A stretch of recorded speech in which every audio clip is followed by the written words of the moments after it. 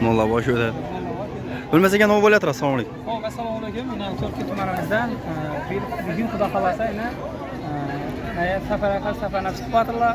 Yurtimiz tinch bo'lsin, osmon musaffo bo'lsin.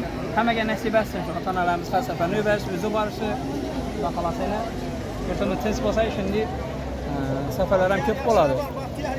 Gap qo'shilmasin. Bugün 19 ahirang, 19 may. 19 may xudo xolasa. Gap bo'lishi mumkin.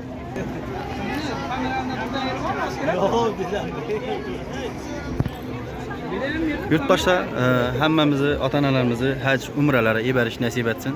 Bugün 19 may günü xudo xolasa analarimiz, atalarimiz haj safarına yo'l oldi, aka-uka birodarlarimiz.